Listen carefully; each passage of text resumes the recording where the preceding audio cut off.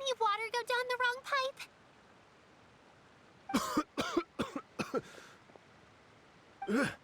I think I'm okay now. Thank you so much. That was scary. Well, at least you're all right. All thanks to your savior here. Oh, a little girl? Greetings, everyone. My name is Yaoyao. It's a pleasure to make your acquaintance. Whoa, she's so well-mannered. My name's Paimon, and this is the Traveler. I'm Dvorak, a musician from Fontaine. I came through Stone Gate intending to head towards Liyue Harbor, but then I became captivated by the beautiful scenery, and before long, I was completely lost. Just now, I was so mesmerized by the waterfall that I slipped and fell into the water. If it weren't for Miss Yaoyao's help, I shudder to think what might have happened. It's all right, Mr. Dvorak. The splashing around the bottom of the waterfall means the stone path is always wet and slippy. You definitely have to be careful. Next time you're exploring an unfamiliar environment, try to focus on what's right in front of you. Don't let your mind wander. As long as you watch your step, accidents like this won't happen anymore. Yes, ma'am. I understand. I'll remember to be more careful next time.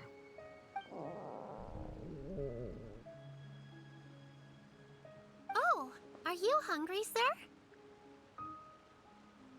Oh, I'll be fine. Please, sir, it's quite all right. I was born and raised here in Liyue.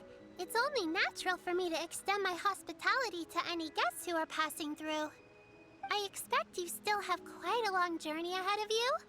It's very important to keep your energy levels up. I still have some lotus flower crisps left in my backpack. Why don't we split them between the four of us? Aw, what a thoughtful kid! She even has some for Paimon! You're welcome. Mmm, so tasty! If only there were more. Having a healthy appetite is a good thing. It means Paimon's still growing. If I'd known I was gonna run into you, I would have made a second batch. Hope you're taking notes, Traveler. This is how you treat your Paimon. What do you think, sir? Are Liyue snacks to your taste? I wonder if they're not sweet enough. No, they're perfect. When I was traveling through Mondstadt, I had a chance to try one of their moon pies. It had a meat filling, unlike these crisps. But apart from that, it seems like they follow a similar cooking process. Both are delicious in their own way. As for Fontaine's cooking, though, it's been a long time since I've had a taste of home. Sounds like you spend a lot of time on the road, huh? I do. It's part of my job. I'm one of the main organizers of the Iridescence Tour. Iridescence Tour? The Iridescence Tour is one of the biggest music festivals in Fontaine. We're looking to expand, though. Our aim is to hold a festival in every nation. At least, all the main organizers share this goal. Unfortunately, it's a long story, so I'll spare you the details. But anyway, so the main reason I'm traveling all around Tavad is to promote our music festivals. But I have some personal reasons, too. Well, what are they? Just tell us already. Let me see.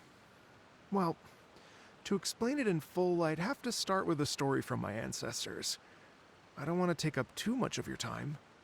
Oh, I love listening to stories. Mm-hmm. We want to hear it too. Okay, then I'll start from the beginning. The story goes that my ancestor, who was also a traveler, once slipped and fell into a lake during his travels. As he was sinking and gasping for breath, he heard a wondrous tune in the air. They say it was the most beautiful, moving melody he had ever heard. Even in that life and death moment, the ethereal music seized his full attention. and almost made him forget the fact that he was drowning. When he finally came to, he found that he had already been brought ashore. Not too far from him stood an unfamiliar woman with an almost divine aura. Once she saw that he was no longer in danger, she left without a word. My ancestor tried to run after her to give his thanks, but although a mere dozen paces separated them, no matter how quickly he gave chase, he drew no closer and remained a dozen paces behind. In the end, all he could do was to bow in thanks to the woman as he watched her walk away towards the rivers and mountains in the distance, before at last he turned around and made his way home. Once he returned to Fontaine, he began to learn an instrument so that he could spread his story far and wide, just like the bards. After generations of retelling, embellishing, and dramatizing, people have come to think of that lady as something like a fairy. The story's become something of a local legend in Fontaine. It's called the Lady Overlooking the Lake. People now say that if you go down to the lakeside and play an instrument, so long as you play a pleasing melody, you will hear a fairy lady who is hiding out of sight, playing along with you. Wow!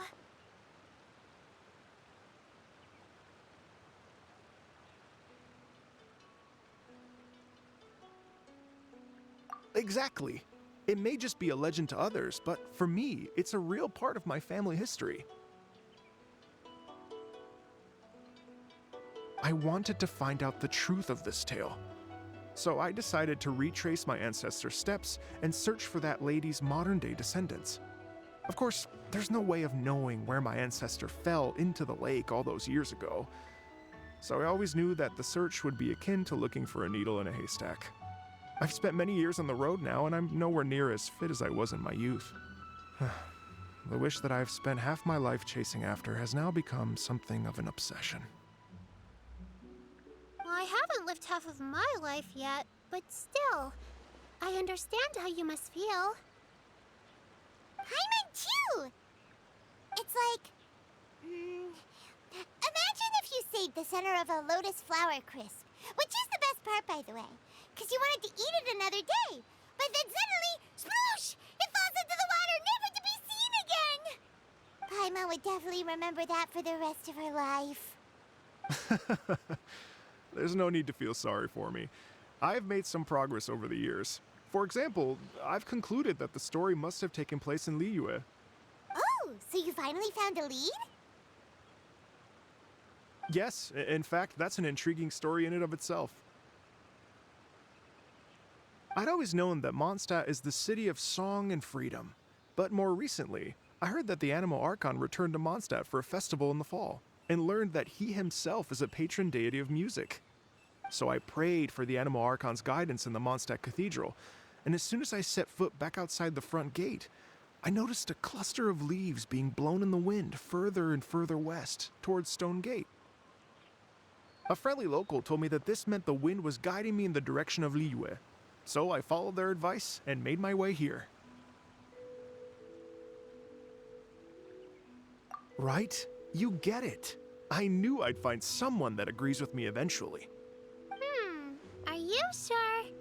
It sounds a bit too much like one of those fake legends told by those treasure hoarder guys to scam gullible grannies from Jingsa Village. Rex Lapis has returned to the world. Just give me some incense and a little more towards the travel fees, and I will pass your gift on to the Lord of Geo and ask him to keep you and your family safe and well. And so on and so on. Don't worry, Yaoyao. We have a lot of experience with deciphering omens and stuff. And anyway, you only got scammed if you handed over Mora, right? Actually, to express my gratitude, I did spend rather a lot of Mora on several bottles of fine wine, which I left at the Statues of the Seven along the way. Oh dear. Well, how about this, ladies and gentlemen? Why don't I bring you all to Yujing Terrace to see Miss Ganyu? I don't know very many people, so I can't help you out much. But Miss Ganyu and the Qixing know just about everything. If you've been scammed, they'll help you get your Mora back. And if the wind was telling the truth, and you want to keep looking for that lady's family, they'll be the best people to ask. But you've already helped me so much. Well, I was going to take some new medicinal herbs and plants I picked to Miss Ganyu anyway, so it's no trouble at all. You know what? It's been a minute since we saw Ganyu too. It should be nice to pay her a visit before Lantern, right? All right. Well, my sincere thanks to you all. I will never forget your kindness. Okay, everyone. Please follow me. I'll be your guide. Remember to watch where you're going, okay? Uh-oh. Paimon's out of a job. Oh well. Paimon will just be a cheerleader instead.